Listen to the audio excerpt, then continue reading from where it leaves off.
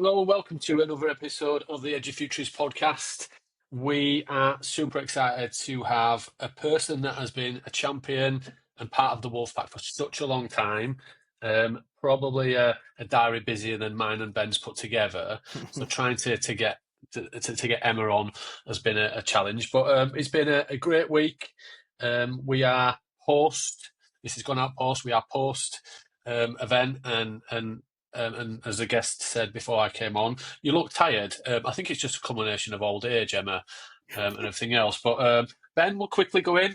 We don't really care how each of us are, and we want to get into the guest. But are you all right in one word? Yes. Perfect. Absolutely brilliant. So yeah. What about you, Steve? How are you in one word? Okay. It's like a quick fire question just with me and Ben now, but yeah, no. Let's bring you in straight away. I think for those people that have worked in the digital space and EdTech space and have been part of the Wolfpack and listened for a while, they'll know who you are. But for those people, maybe the listeners beyond the UK or those in the UK that might not have heard, tell us a bit about yourself, your work now, what you've maybe a bit done, and something that you're excitingly working on at the minute.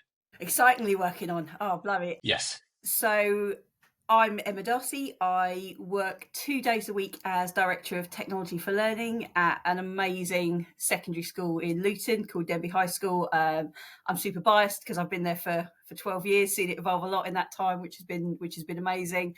I did nearly 11 years doing the same role for Chiltern Learning Trust, which again was brilliant. Got a chance to work as the trust expanded from 3 schools up to 16, and then about a year and a half I stepped away to focus a bit more on AI and some other things as well. So what I do now is sort of 3 days a week. I wear a load of different hats, do a combination of different things. So I work on the practitioner panel for the AI in Education initiative that Sir Anthony Selden set up. I also I'm a trustee for Apps for Good, which is an organisation that I am absolutely passionate about, and I work as part of a group called the Digital Futures Group as well, and we're working at the moment with the University of Glasgow on their digital citizenship projects. That's really exciting, and I also work part-time as a consultant, and I support other schools and trusts now with AI and digital strategy, which has meant working all over the country with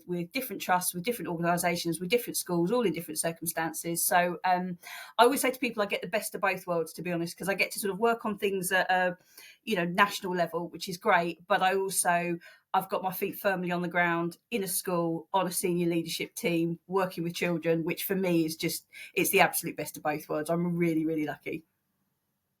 And do you find, I suppose, the work that you did in the school and the trust has led you to obviously working external, but do you find that it's interchangeable in terms of the information that you get in the school can take away in terms of those big scale projects, but also some of the big scales projects come back and feed into the school and vice versa, and a learning and crossover between both. And maybe if you could talk at some of the things that you see in the school that are positively influencing external, but also some of the things that you brought into the work that you're doing on the days with the trust or the school in particular, that have a significant impact.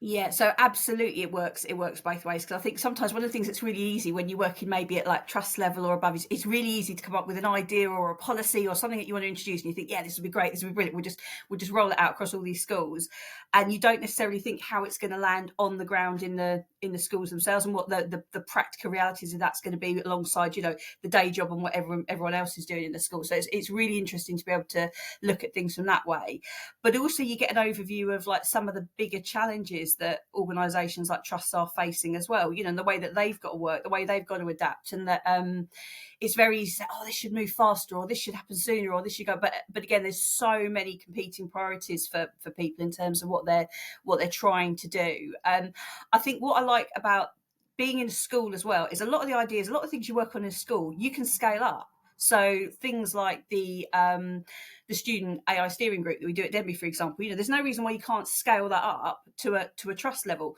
Challenges that we've had over the last 12 years in terms of, we started off with infrastructure that wasn't very good, lack of mobile devices, that sort of thing. The ideas that we've used to tackle that and to address those sort of challenges are all things that you can scale up and do on a much wider sort of trust trust level as well. So it definitely works both ways. And I think sometimes when you're at a trust level, you can see as well how the sort of the wider training that's out there, because, you know, when you're in a school, it's really easy to sort of know how to train like your middle leaders, your assistant heads, your deputy heads.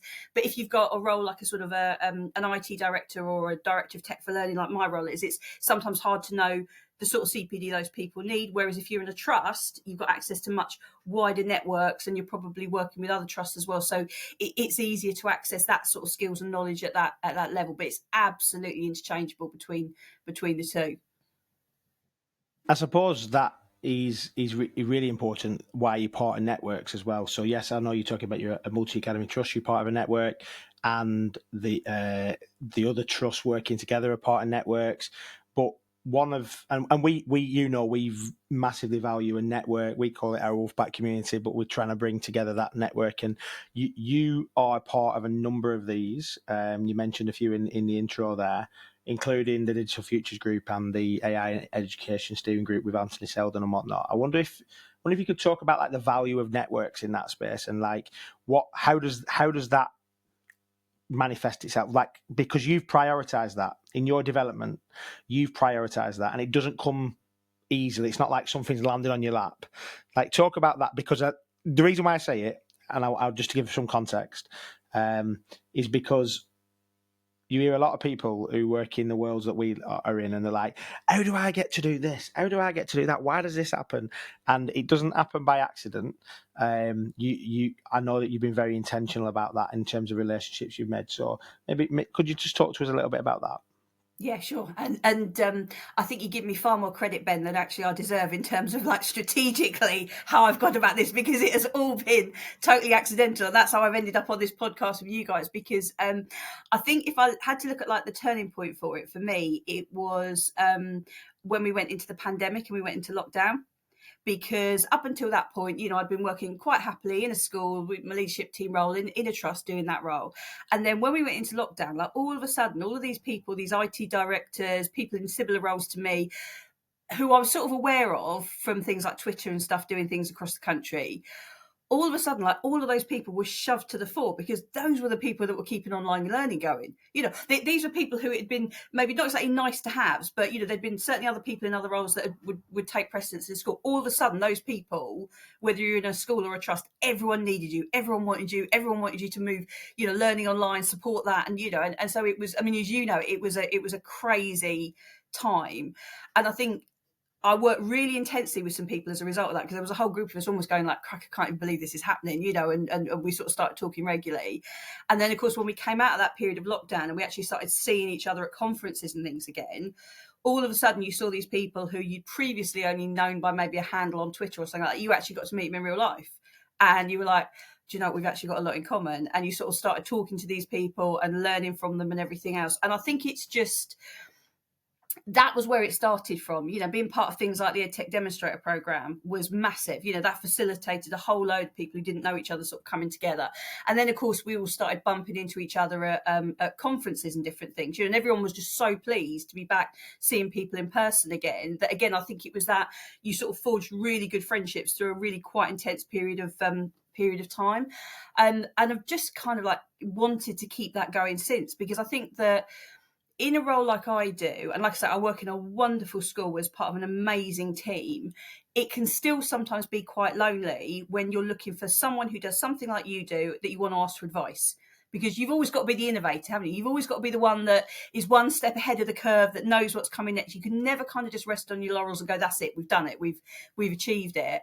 And I think being able to talk to other people and have people in like a safe space where you can go, I'm thinking of doing this. You know, what do you honestly think? You know, and they'll give you like brutal honesty. They will say to you, yeah, that is a fantastic idea, or that is a terrible idea. What are you thinking of? But without any kind of agenda. And I don't think you just go out and meet people like that. Those are things that, like, you know, it's like you two. It's something that it's a working relationship that has to develop over time, isn't it? And you've got to like build up that trust with people. And like I say, I've just been really lucky that very accidentally I've sort of met these sorts of people, forged these sort of friendships through those people. I've then met other people, and it's just genuinely been the best thing that I could possibly done, because I just feel like part of such an amazing support network. And I always know whatever question I've got, no matter how stupid, there is always someone that I can go to and say, give me some honest advice about this. Tell me what you really think about this. And it's helped me develop my confidence in myself and what I do, because when you know you've got that, even when you're, because you know yourself, sometimes when you're going into situations, you've got to persuade people that the course you want to go down is the right one, and to them it's just like, no, why are you even thinking of doing this? It's very easy to go, oh, do you know, I'm just not going to bother, just not going to introduce that one-to-one device scheme. No, we're just not AI, let's just let it go by, it's like, so someone else will deal with it. But if you've got that confidence that other people have gone, no, you're right, you need to be doing this, you need to be following this path, that has made such a difference, I think, to me and to what I do. So it's a really long answer for you. Like, no, it's not a long answer. And I know that you want to come in, Steve. I just want to just jump something before you do that, is that is exactly my experience. So obviously, I had loads of people that opened doors for me. The Al Kings of this world, the Lisa Yates at BenQ, the Angela McClelland who helped me Extraordinary Collective stuff. And then actually, that was when I went self-employed, but also whilst I was in colleges and schools and whatever else, I met people like Steve who genuinely, and I'm not blowing smoke up him just because he's my mate, but I've probably said this a few times on the podcast before, which is that Steve was pioneering digital technologies and the use of that in Leeds, and everybody looked to Steve, similar to how they look to like somebody like a Scott Hayden now, or somebody similar in that FE space. And Steve was just open. He just went, yeah, of course, I've got a digital strategy. I'm like, of course, come and have a look, see what you're doing. This is I've not learned. I've not worked it out. I've worked with other people. I've stood on other people's shoulders and all that kind of stuff. And that's I suppose that level of transparency and understanding that none of us are islands, are we? We've got here because other people have helped us to get here. And I can hear that's what you're saying there. And I suppose it's kudos to Steve and to people like him who have been in that space longer than many of us, because he's well old. But he's pushed that door. So yeah, I know you wanted to say something as well, Steve. No, my whole thing is, I was always willing to share. I think as I've got older, and I am getting older, you identify what gives you energy and what takes your energy. And having your energy taken isn't a negative thing. Should be looked at to then say, oh no, don't do this. I'm talking about the mood hoovers, and we know those people are. We've even had friends that are mood hoovers. That's fine, because you get them on a good day, they also lift you as well. But ultimately, when you give your energy or you give something, whether that's just a vibe, whether that's a lift, whether that's some advice, whether that's a tangible thing like a strategy or anything, ultimately, you don't mind giving up some of your energy if you know that actually through your network, energy will come back or things will come back. I think, when we break down silos, when we share, ultimately sharing is a two-way process, that it might not be instant, it might not be the same thing, but ultimately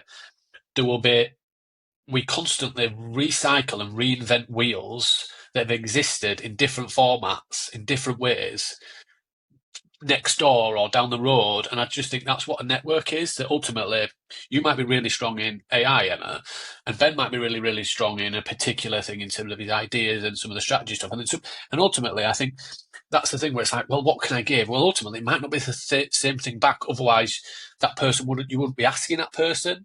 But I think it's about the drivers giving that energy, but knowing that you're never going to go back to something if you don't get any energy back from them. And I think that's what networks is, that ultimately you give, you take. And I think it's a really, really good space. And I think EdTech and digital and this world, you don't find many people that are not willing to support and offer advice and a kind. But even I've met people that really disagree with my view on something, and that's absolutely fine, because conflict isn't always a negative thing. You might have a different view of it. You might have a different view of something from your standpoint. You might use a different platform, or you might have a different opinion. That's fine. But that's where a conversation comes in, an exploration of other people's perspectives. And I think that's the strength, that ultimately your network should be a mirror reflection of yourself. It should be actually a real diverse, eclectic mix of, like-minded wackos a little bit, to give you energy, and you know that it's in a safe space, but ultimately we'll challenge, but also support as well when you need it in the right way, to then say, Emma, I don't think you've got that right. Just have that's friendship, Joe. If everybody just says yes, you don't get anything. And maybe some experiences there, maybe not names, but how have you found that? And is that a development? Is it still the same space? If somebody's coming to it now, are people still in that space, Emma? And how do you go about it? Maybe there's some tips for starting that. Yeah, I think that is such a good point. I think you mentioned it, Stephen. It's that thing about professional generosity, isn't it? It's that thing of like, actually, if someone comes to you and says, I mean, I always kind of think I have been so lucky with so many people, and you mentioned people like Al Kingsley and that sort of thing that have like, put you forward for things, championed you, when they don't have to, and never expected anything in return for it. That I'm always kind of like, if someone comes and asks me for something, I will always try and help them out, because it's pay it forward, isn't it? It's like when you've had that.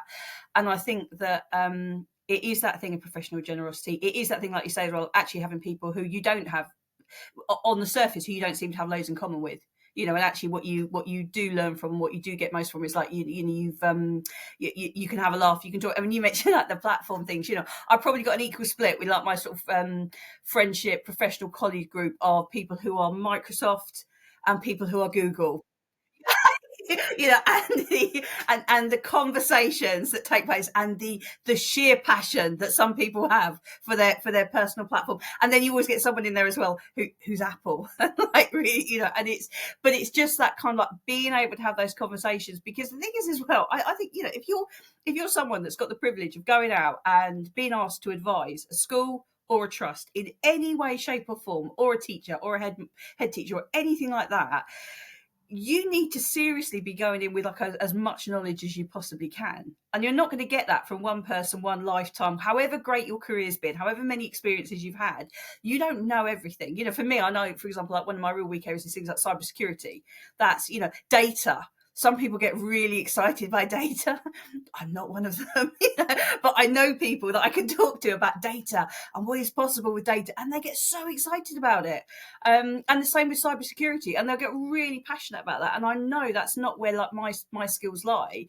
But if like you're a school and you want advice and guidance on something, that you want that range of experiences. But going back to what you were saying, Steve, about how you find your way in, because I'm also conscious that for someone who maybe gets a role like an IT director role, or is the person on a senior leadership team in a school who's suddenly told, we're following the digital standards now, and you're our person who's in charge of technology and AI. It's you, and that this person's maybe got no experience. It's that thing of like, actually, how do you break in? Where do you go? And I used to say to people, go via Twitter. And I must admit, I have moved away. Regretfully, I've moved away much more from Twitter, because I think it's like Ben was saying, the kind of, whereas you could previously have like lively debate, now it seems to be more heated conflict, rather than actual that sort of thing. And so LinkedIn, some of the other channels I think are great, but also when you go along to a conference or something, or any kind of event that someone's put on, and someone wants to just come and have a chat with you afterwards, if you've been on a panel, if you've been like, that you're always that person that's going to make the time to talk to someone. You're not that person who's always too busy and never stops and never actually will answer someone's question. Because I remember going to events years and years ago and being absolutely in awe of a lot of the people that I saw speaking, and not daring to go up and talk to them afterwards. And then it becomes a closed shop, doesn't it? So I think that's the other thing of like the communities. If you need to have communities that other people can get into. And I think that's what's brilliant about what you guys do, is that it's very accessible. It's open to everyone. You're constantly seeing new people, new faces, getting invited in, getting involved, having ways that people can get involved. And that's one of the things that we said we would do with the Digital Futures group, is like, we weren't a consultancy business. We weren't set up trying to get work. We were set up as a group of people where we knew we'd got a really broad skill set and lots of years of experience between us, and the fact that if anyone approached us and went, can you give us some advice on this, that we would do that without any kind of like favour or expect anything in return, because we're blooming lucky to be who we are, to have had the opportunities that we've had, and to have bumped into each other and become friends, basically. Absolutely. And it's really clear as well that kindness begets kindness, and sometimes that it's not reciprocal, but it's certainly, you mentioned there about paying it forward. It's that I know the people whose shoulders I stand on, and regularly acknowledge that. And I do think, just as a little side note, if people don't acknowledge it, I think they've got there on their own. They're not my people. They can do one.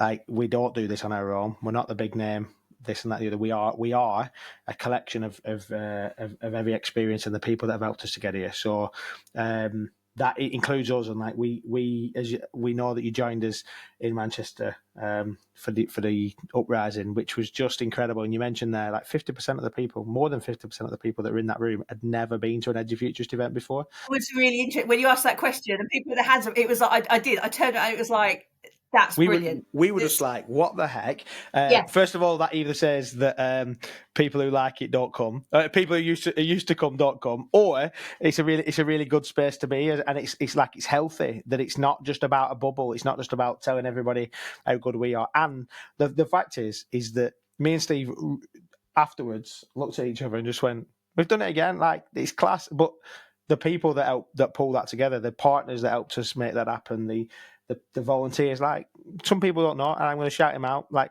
Dave Leonard came straight out of work, came straight across on the tram, packed bags, helped give out pie, just was around packing up, helping people. Like, he didn't need to do that, just because he's a good guy. Naomi flew over from Northern Ireland, like, that cost her to come and be part of what we did, and these people, just incredible human beings. And there's others, Ian and Jill Phillips as well, wonderful people who at their own cost came to it and just said, "This is what," like, that was just this week, and then Al Kingsley came and just said, "I'll come and share something." Like, again, I think the reason why I'm making a big song and dance about this is that we're a part of a pack. We call that the pack, and we know that that's what our branding is. But the pack isn't a closed pack; it's not supposed to be that. And if anybody's listening to this and feels like they're in Ireland, we're trying to build a community that values people, and I know that Emma is a key part of that. And I know that the communities that Emma's part of, I see it all the time, encouraging each other, a little message here, championing somebody else, and saying, "Oh, look how good it was to be there." And see them people doing really well. So that's incredible. Just before we get into some of like the AI stuff, I just want to ask the question around like the Apps for Good stuff, because I know that they were nominated for one of our awards last year. And for those people who don't know about the work for Apps for Good, I think it'd just be a really lovely opportunity just to talk about that before we get into some of the stuff you've been doing in AI. Yeah, so I've been a trustee for Apps for Good for 2.5 years now, but I'd actually worked with them as an organisation for 10 years prior to that anyway. And how I got involved with them, and I always think with Apps for Good, that one of the reasons I became a trustee is I just think they are an organisation that I wish everybody knew about, and yet for whatever reason people don't, because it's almost like it sounds too good to be true what they offer to schools, and people are like, well, what's the catch, and there is no catch. So basically what they do is they offer free courses to schools that support teachers, and you do not have to be a computing teacher, you can be any kind of subject teacher who's never made an app before in their life, and they give you all the resources to run a 7-week course, which you can do as part of the curriculum or as an after-school club, and you can pick one of 3. You can do Innovate for Climate Change, so all about sustainability and climate change, or you can look at App for Social Action. You can choose a cause that's really, your students are really passionate about in the local community and do that. Or the latest one is the AI for Good course. So if you don't know where to start teaching your children about AI, they give you all the resources. So that on its own is really good because that's free of charge. Everyone gets that. You literally go on the website, download everything that you need. The reason we got involved was when I first started working at Denby, the head teacher at the time said to me, she said, "I really want to work on like the aspiration of our students, Emma. Like, I really want them to consider careers they don't know about. I want them to talk to people from industry. I want us to really start thinking about, technology careers." And I was thinking, I don't really know many people working in technology careers. And Apps for Good have got hundreds and hundreds and hundreds of industry experts on their books. And as you deliver their courses, if you want to request an industry expert to support online one of your sessions, you literally just use the online portal as part of the course and you do that. So we had 3 staff from Google run a session for our Year 7 children where they talked to them about how to create a fantastic idea for an app. We then had like a member of staff from Spotify talking to the children about public speaking and confidence. I don't know these people to bring into my school, and the fact that for the companies involved, it's part of their corporate social responsibility. So there's no charge for any of it. They will give up their time. You arrange a time that's convenient for them to speak to your students. And the difference that it makes to the children is absolutely phenomenal, because, we used to have, I always say, I work in Luton. I've worked in Luton most of my life. People sometimes have quite a negative impression of Luton. You might not be aware of that, but occasionally they do. And the children... Yeah, a certain person was from there, right, who's not helped you out a little bit. No, and there's the children know that. They know what the perception is. And so whenever you get someone from like a big company like Google or Spotify or whatever, and they're willing to talk to the students, what that does for the students, for their confidence, for their oracy skills, for their sort of sense of self-worth, is massive. It's absolutely massive. And like I say, the fact that the program's free of charge, and they're a charity, that's why I got involved as a trustee. And that's why people like, James Garnett that I work with got involved as well, because it was just like, if there's a way that we can actually get more people to hear about this organisation and get them involved, and more schools take up these courses. And particularly at the moment with where it's looking like the curriculum needs to go and where we need to go with teaching young people about AI and everything else, it's like, you have got all these resources ready made for you. So it's something that I'm really passionate about, and it's the 15-year anniversary next year of Apps for Good. And what they're doing is they're bringing together a load of the alumni that have gone through the programme. And what's lovely is seeing students that I worked with 9-10 years ago and what they've gone on to do now. So it's not just that the difference it makes at the time, it's the difference it makes long term to those young people and what they go on to do. So it's a real like walking the walk and not just talking the talk. Yeah, and I think it's a really interesting thing. There's so many different things. Ben, I know you've been at some places and have been at conferences, and Ben is a well-connected individual in terms of some of these projects that's going on. But I think there's so many good things that are happening in the UK. I think we overlook it and just look at big picture and all the stuff that's there. Like App for Good as an example. If you don't know about that, I'm like, it's just amazing that this is there as a resource and a tool. And it just blows my mind that there are so many people that are just trying to probably create this stuff, probably thinking, how do we get this across? How do we try and engage our learners a little bit more? You put more stuff like that in the curriculum, and learners learn. 100%. And learners learn. They want to be there. You're bringing it to life in terms of meeting them where they're at, rather than where you want them to be. And I think we talk about it. I just think we're just recycling. I don't want to be critical of education. I don't want to be critical of the schools. We celebrate them, but I think we're in danger. And that was the case when I was a teacher, just doing the same thing over and over again because of ease, because of the pressures of life and everything else now. And I think sorry, go on. Yeah, no, I think you're absolutely right. Like, we can just keep doing the same thing. And you know what? I remember being told that if you always do what you've always done, you'll always get what you've always got, which actually I understand that. But in a world that's moving at the pace that it's moving, particularly around technology, you can't keep doing the same thing and expecting the same results. Like, it's not okay. And I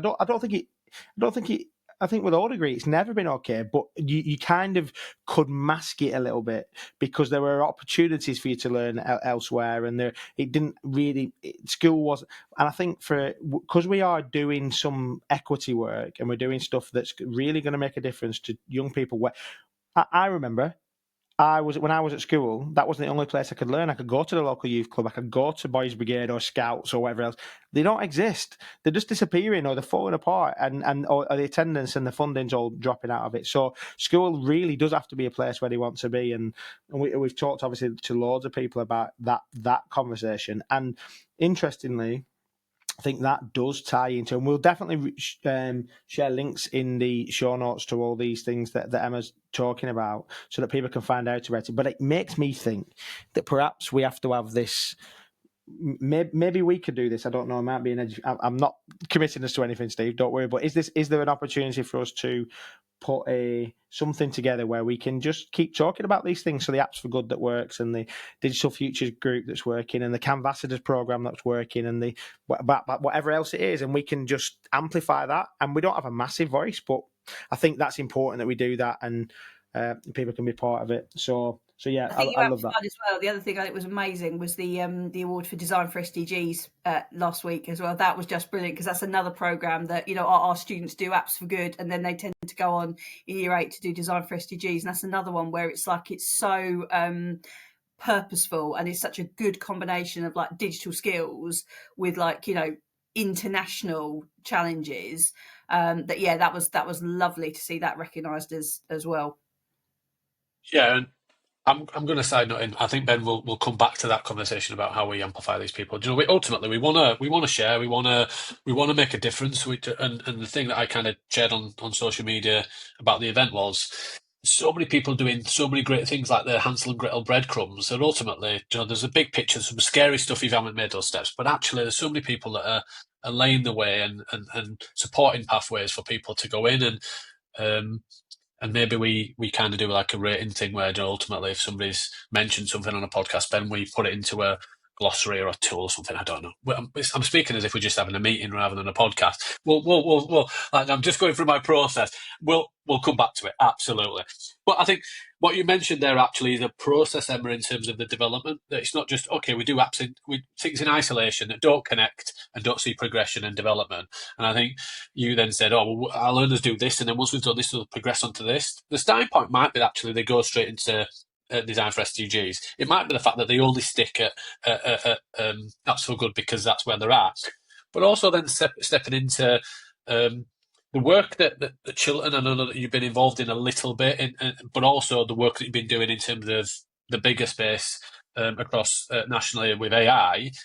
But I think the slant that I'd like to go at on the podcast, and the reason we got you on is, yes, it will impact educators and it will change their life. But ultimately, what I'd like to see and hear from is in regards to what do you believe and what you see is the intention, but also the opportunity with learning and learners, I think, in terms of that side, rather than just, yeah, we'll save some time and efficiency in terms of lesson planning and educators and the other side of the fence, I think.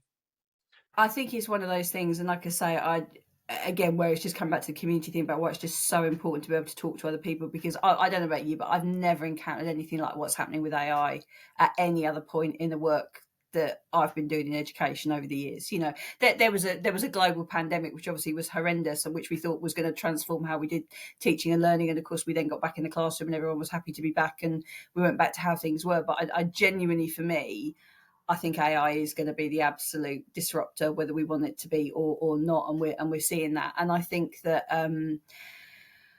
what we're going to see is more and more young people voting with their feet, in terms of, you know, if school isn't where they want to be anymore, if they don't feel that what they're learning is relevant and applicable, that, you know, they're going to look for other options, they're going to look for other ways to learn. So I think it's really, really important that we start involving them more in the conversation than we have been, because and I totally understand why we've gone about things this way, in terms of, like, you know, we know we've got a massive recruitment crisis with teachers. We know that teachers are really overworked, and that, you know, it's very challenging for schools. So it makes absolute sense that when you have something like AI come along, you're going to go first and foremost, well, how can we use it to support workload and well-being for staff? And I totally get that. But I think we really need to be having the conversation now. But, and I always say to people, and I feel like a crack record sometimes, it's two ways of looking at it. It's the one thing around when we start talking about young people and AI, we always go down the route of, are they using it to do work for them? That's the way that conversation always tends to go. That's where the concern is in schools. You know, I've had so many teachers say to me, how can I tell if a piece of work has been AI generated? And it's like, you can't, you know, don't look for the M dashes. Don't, like, you're not gonna, that's not the way of telling, and go beyond that and have the wider conversations about assessment and how you assess. And that's obviously where people like what Scott Hayden's doing is just so brilliant, and that way of actually, like, looking at assessment in a different way. So there's the work side of it with young people, but then there's also the thing, and again, I've spent a lot of time lately looking at and you know, delivering courses and supporting things around AI and safeguarding for young people, because again, we're talking about training teachers how to recognise the biases in AI, the things they need to be aware of, the questioning they must do of the outputs that come out. I want to see all that same kind of resource for young people as well. I want to see that kind of, like, energy going into a curriculum for young people that supports that and helps them engage with AI, because I mean, we know that they're already using it. And, you know, we're spending a lot of time and care in schools going, what tools should we be using and why, and how are they supporting teaching and learning? our young people, that they're not waiting for us to say it's okay for them to start using AI. They're already using it, and it doesn't matter whether they're, the real younger ones in primary or whether they're the sort of the students I work with in secondary. They're on Snapchat AI. That's their go-to. That's what they're using, and yes, they're using it to give them answers for homework. Yes, they're using it to help them approach coaching them through a piece of work, but they're also asking it for advice all the time. And I think I had a bit of a moment the other week where I was thinking, this challenge that we've got with young people and them using AI like a friend is the fact that if you're working with young people where they cannot talk to mum and dad at home, and we all know what I'm going to say, I remember what it felt like to be a teenager. You all know what a difficult period in your life that is. You've got a young person and they can't talk to mum and dad at home, and they've got some things that they really want to sort of get some answers to, but they're worried that if they tell their friends are going to tell someone else in the friendship group, and then that secret's going to be out there. How enticing is AI? How enticing is AI in that situation? When you've got this in your pocket and you can just ask it whatever you want to. It's always got time for you. It's always going to give you an answer. It's going to adapt and sound exactly like, the best friend that you never had. That's the conversation we're not having enough for me. It really is that thing about not just how are young people using AI to support their work, how are they using it to support their life and their mental health? And and again, it worries me how long it takes us to get to an end point of here's some resources to support schools, here's some things, because that's just the nature of how long these things take to produce. And I worry about what's going on in the meantime with these young people, whilst we're trying to get our head around this and trying to decide what the best way is to support them with this. I love that. And sorry, Steve. No, I was just going to say, I think we just don't look at the why. I think we don't look at the why. We look at the how and the what all of the time, but we look at it in a teacher glazed glass and an educator and a policymaker lens, rather than actually what's on the other side of, ultimately how, why, and all of the bigger issues in regards to what's driven them there. Social media was seen as the devil. YouTube before that was seen as the end to higher education. The internet was seen as the books will completely go and nobody will ever go into a library. And all of these kind of things, there's been false dawns in regards to the impact negatively that technology and digital will have. But let's be honest, the world is now.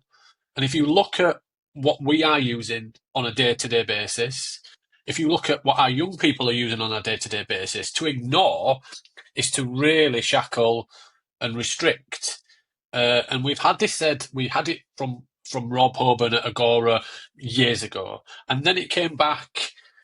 And who was it that we had on? It was Richard Collata, who said it again in regards to, to hide away, to keep away, and to kind of put away. I'm completely paraphrasing and ripping it to bits. But ultimately, there is no locker in life. You have to support those individuals to have an understanding of if you are going to use it, not if you use it, you are going to use it. These are the parameters. In Ben's words, and Ben did a great way at an event and in the trends booklet, in terms of those agency with guardrails, allow the students to do it, but also then think about the why, what they're going to do, and then put some guardrails to support their development into it. And again, Richard Clark said this. He said, to just say teachers haven't got enough time to throw something else at them, you can't avoid it. To say that it's an option allows them to make it optional whether they're going to use this stuff and start to embrace it. It can't be an option. It's a must. Our learners and our young people expect it. They don't see it as an add-on. They expect this now in life and in their learning because they see it as one, and we don't see it as that. We see education very different to what their home life is, and we separate it sadly wrong.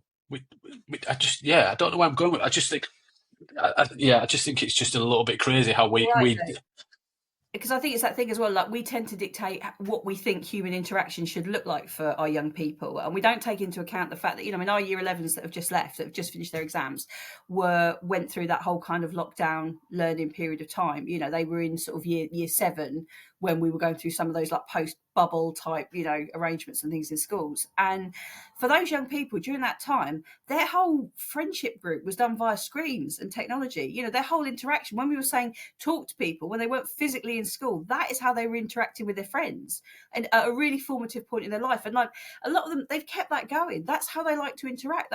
Those children that aren't the most confident are much more confident in an online world. And we've gone, no, we're back to this. We're doing things this way now, and expecting them to behave the same. And of course they don't. And that's one of the things where I've been really trying to shift my mindset with, because I've got like a 17-year-old son, is that the way that I do things, and I do community, and we've talked about communities and groups and things, is not the way that he does it. And I have to respect that, and I have to kind of like take into account what he's lived through, and not just kind of what I've lived through and how I want to see community and interaction and engagement and friendship, what I think it should be, as opposed to what the reality is for him.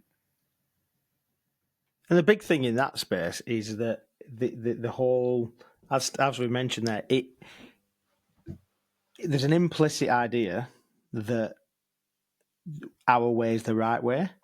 And because and anything that deviates from that, and do you know what's really interesting as well, is that we can become the same in terms of, like, I know that I say, well, I prefer being in person. I don't play games, computer games. I don't understand why people spend so. I certainly don't understand why people spend so long watching other people play games. Like, it doesn't make sense to me. But then I'll think nothing about watching a Netflix series start to end, and I'll think nothing about, like, I'll go to the pub. Some people won't go to the, like. It's like there's no right way, and in the same way that the generation above us, and we've almost fought against that. This is how you learn. This is how we do control in schools. It's not necessarily saying that that's wrong, and maybe I'm being kind to myself. Like, I don't often say, I don't ever speak this level generally, but maybe we just got to be a little bit more gracious in that space, and that then allows agency. It's not necessarily wrong. There's some options that we can have some freedom with, and it's knowing when and how to do that. But I suppose in that space, then, as we think about where this might go in terms of, like, ideas, I'm really conscious that you have been really like, you're a positive force in EdTech. You're a really positive force in education, and always been super encouraging. What sustains you in that space? Is it the fact of community? Is it the fact that you've got a drive for that? Because I really just want to, like, dig into that, because I think there's a lot of people, like I said, who will be. You said that you went to these conferences and you were looking at people that were doing amazing things. There'll be other people that'll be looking at you and thinking, "Wow, she's done that project here, and she's in that, and she's with that." What is it that sustains you that can maybe anybody who's listening to this might be able to pick from that? It's two things. One of them is I have sustained periods of time where I put the technology down. I cannot do what I do and be screens, AI, technology, day in, day out, with having sustained periods of time where I put it all down, step away from it completely, go away with my family to, somewhere I can look at some sea or some nice countryside, or get out in the garden or what, which I know is not the most exciting thing in the world, but it's that. And then the second thing, 100%, is the community bit, because you always see the bit where someone's doing like we're doing now on a podcast, and or they're on a panel at a conference, or they're they're producing a resource or a course or whatever, and it all looks brilliant and like everything's going super smoothly. And we all know that's not real life. And there are times when, if you're working in that technology space, there are going to be times where you have come up against a brick wall, where you have found something really challenging, really difficult, questioned what you're doing, questioned what the point is, that sort of thing. That's where your community comes in. That's where the bit, like, I think the people that are part of my community now are not the ones that have been there when things was going absolutely brilliantly for me. Where I've really measured people is the ones that stick around when it's not going so great, because lots of people want to be around you. Success is easy to deal with, isn't it? I always use the great educationist Yoda. My favorite saying of all time is the greatest teacher failure is, because I just think it's such a good quote. And it's that one about, actually, when you're really going through a rough time. And I think it comes back from when I was, years and years ago, before what I'm doing now, when I was made redundant from a job, and I really had to do that. Was me going, I don't know what I'm going to do now.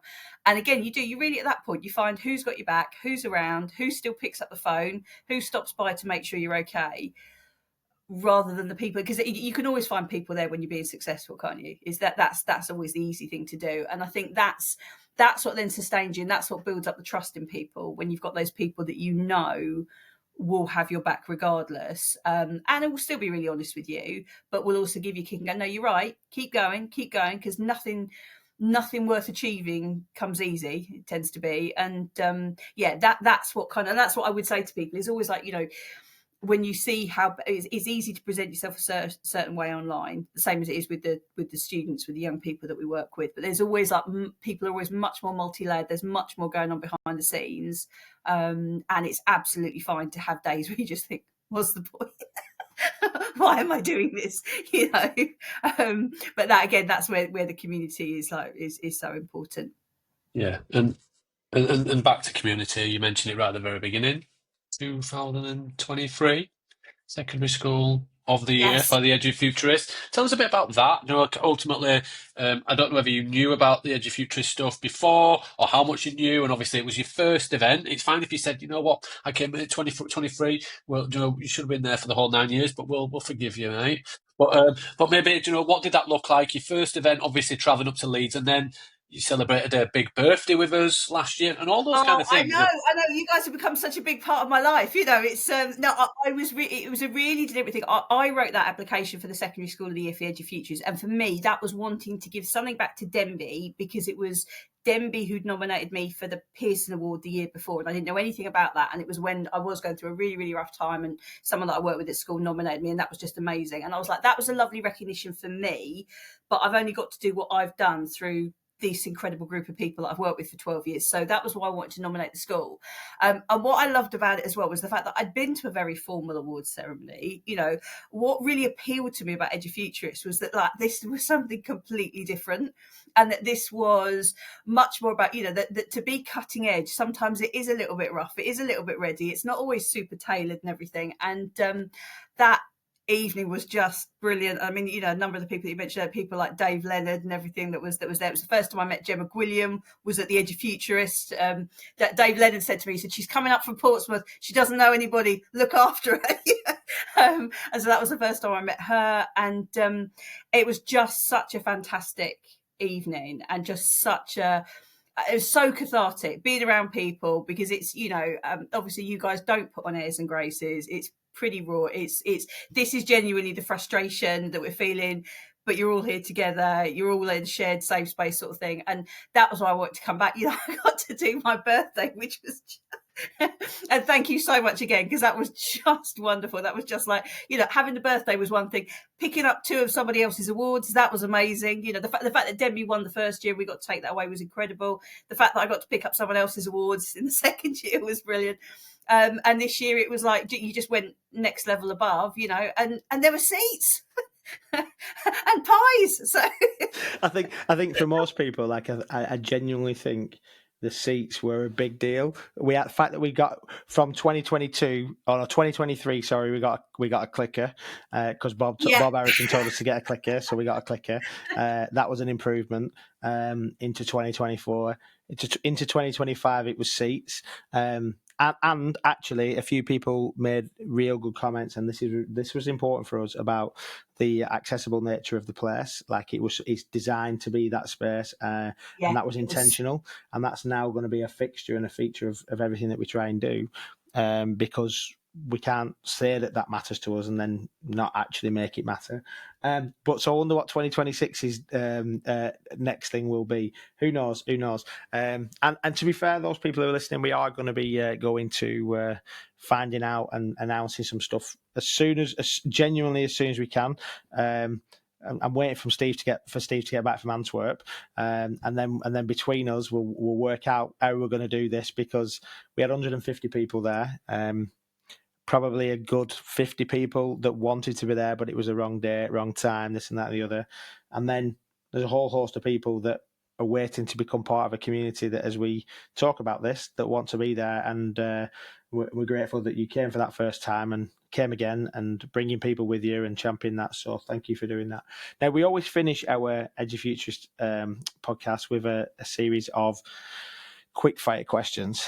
And now I'm really worried about, you see, this is the bit I could prepare for the other bits, but well, and I suppose these we haven't changed them up for you, so that's the good news that we've not the so yeah. So there is that. I'll do the first one. Steve will do the second, and then I'll do the third one. So my here we go. Let's go with this one. So the first one is this one. If schools were judged like restaurants, like by how much customers actually enjoyed the experience, what would change overnight? I think we'd be much more open to changing the curriculum on a regular basis, because if you have a meal in a restaurant that isn't very popular, you tend to change it out pretty quick because you can't afford to keep serving it, can you? So I think we would have a much quicker, more regularly changing curriculum, put it that way, if schools were restaurants. Okay. What's the most dangerous myth that educators tell themselves to avoid real change?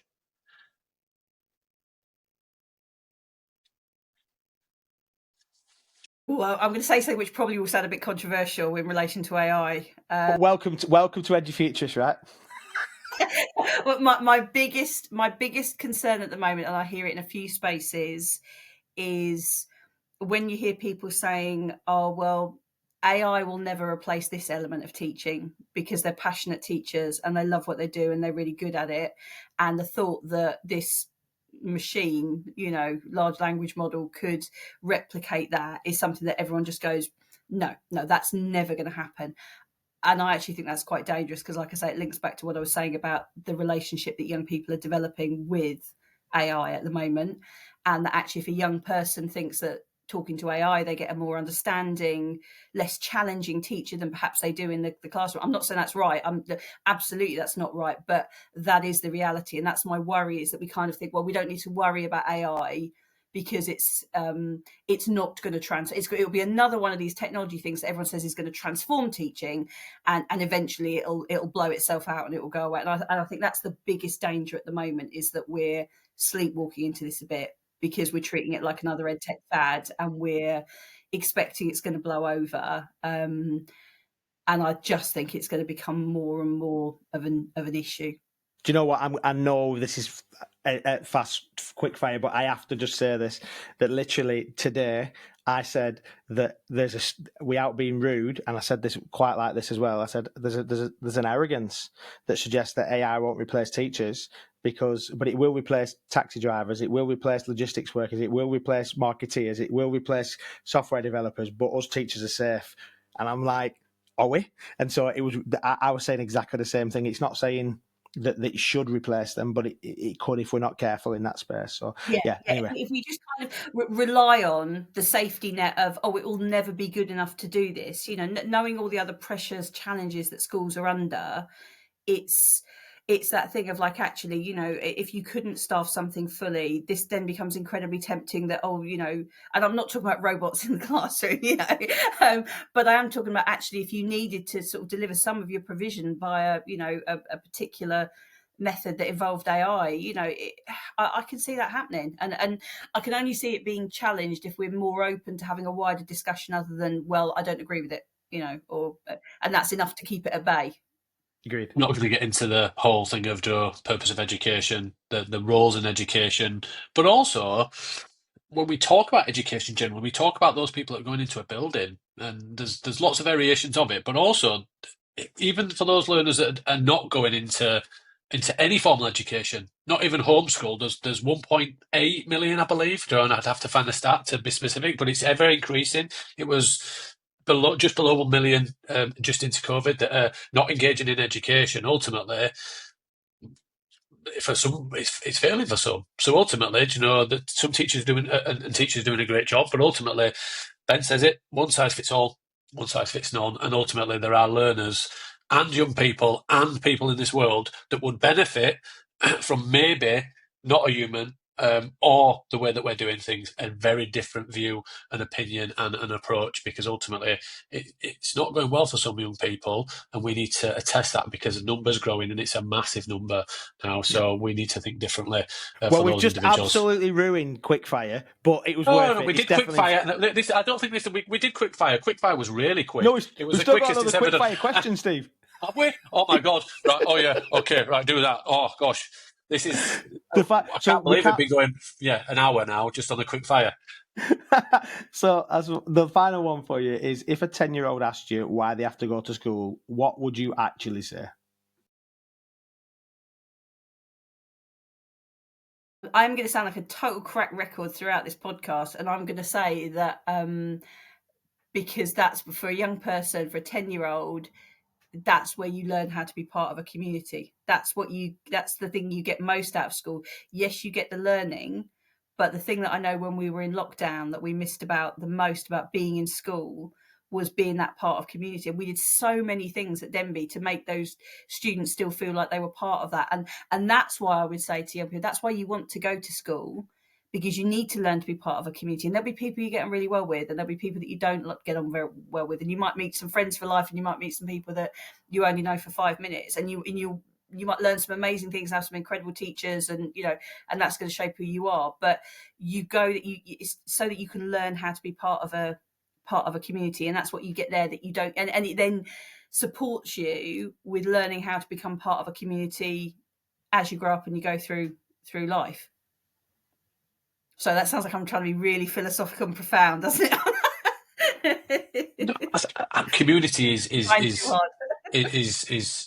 diverse, but ultimately, I think you're right. I think when you look at it, what if we are going to maintain spaces and buildings? The purpose of those buildings need to have importance in the currency of now, and not the currency of when we went to school and before that. And community coming together, exploration and connection is key. We need clarity of what that is, and we need to build that connection and focus it. And the challenge then is rewriting those schools, because we aren't geared up to community. All it's still in clusters of 30 per classroom, and actually, do we need to go back to and consider different spaces? And that's for a different episode when we have you back on, Emma, and the rest of them. But I think Ben laughed at me and said it on a regular basis. We could talk all night, couldn't we, Ben? And everybody sees it saying we could talk all night. Steve, somebody did say that to me at a conference, said, "Oh, I've heard you could talk all night, Steve." And I was like, "Brilliant, thanks, Ben, for ever letting that be the thing that people talk about." But no, Emma, we knew it was going to be a good one. I didn't say it. You said it, so it's not me. Right. I said it, but you're repeating it to everybody. So nobody listens to it. It's just the fact that you're telling everybody. I ain't said it for absolutely ages because we tend to be doing it during the day, just give a bit of a giveaway normally. So I could talk all day. But no, Emma, it's been an absolute blast. I think, what I love, and I'll just finish on this, is a considered, kind, not as noisy approach to the way that you have conversations and the way that you bring things that you consider, and you do it in a way that actually is more welcoming than probably I am. I'm a bit shouty and a bit sweary. Your approach is a wonderful one, Emma. We really appreciate you being part of our community and championing the work that we do, but so many people do as well. So yeah, kudos to the work that you're doing, mate. Absolutely. Thank you for joining us. It's been wonderful, and I think it'll be the first of many. So thank you for being part of what we're doing. It's been great. Seriously, I was really nervous. Actually, I was nervous about it, but that's been really, really great. So seriously, thank you very, very much for having me. Amazing. Well, we'll put all the links in the show notes to what we've talked about, or as many as we can remember in the show notes. And then do reach out to Emma on LinkedIn. I know that you're present on LinkedIn, and as well, just find out what we do and keep the conversation going. See you all very, very soon. By the way, episode 300 is coming up. Just saying.